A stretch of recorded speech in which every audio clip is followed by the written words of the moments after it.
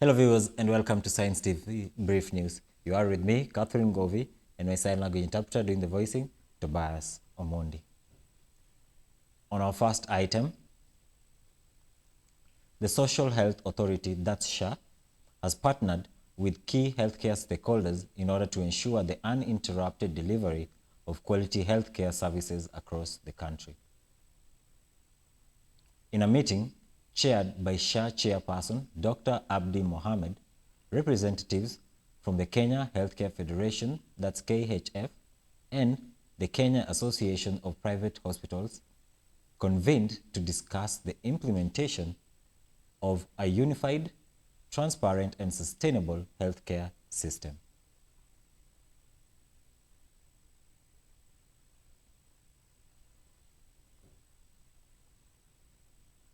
The collaboration aims to address systemic challenges and strengthen partnerships. Moving on,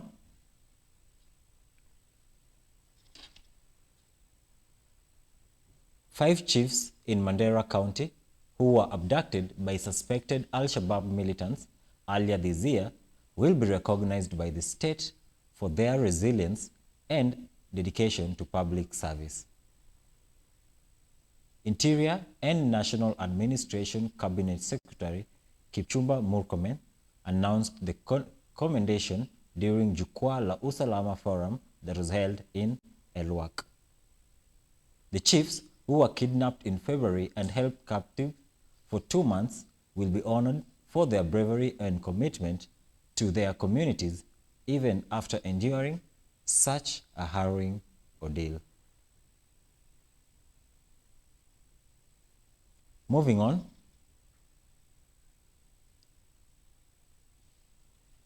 leaders and residents in Garissa are sounding an alarm over a recent surge in intercommunal land conflicts that have resulted in multiple fatalities and injuries. Religious leaders, youth representatives, peace committees, and government officials have all expressed grave concern over the escalating clashes which have intensified over the past 3 months and have threatening to tear the community apart. The most recent incident occurred at Kuba Islamic Center in Garissa Township, where rival groups violently confronted each other. Moving on, the Ethics and Anti-Corruption Commission (EACC) has arrested the Busia Land Registrar for allegedly receiving a 10,000 shilling bribe to release a processed title deed. In a statement, the anti-graft body identified the suspect as Collins Liyai, who is accused of withholding the title deed and demanding the money as release fees. The arrest was made during an EACC operation that was launched after the commission received numerous complaints from Busia residents. Now, according to EACC, residents reported that it had become a routine for Liyai to withhold processed titles and then demand bribes before their release. The commission's investigation is ongoing and the suspect is expected to be charged in court. Moving on, the Federation of Women Lawyers, that's Fida-Kenya, has called on the government of Kenya and the United Kingdom to fast-track the extradition of the British soldier implicated in the 2012 murder of Agnes Wanjiru.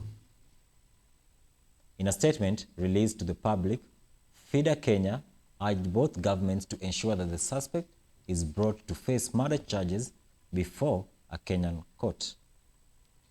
The organization emphasized that a successful prosecution will send a strong message that impunity will no longer prevail and that violence against women will not be tolerated. And finally, the trial of 4 interdicted police officers accused of murdering 6-month-old baby Samantha Pendo has been moved from Nairobi to Kisumu. In a ruling on Tuesday, High Court Judge Kanye Kimondo of the Criminal Judicial Division granted the request by the Office of the Director of Public Prosecution to transfer the case. Justice Kimondo stated that Kisumu High Court is the most suitable forum for the trial, citing the location of witnesses and the crime scene. Now, the four accused officers, John Chengo Masha, Lina Kogei, Cyprian Robbie Wankio, and James Rono, are now set to be tried in Kisumu, where the infant's death occurred. And with that, we sum up the brief news. Thank you so much for staying tuned and for joining me.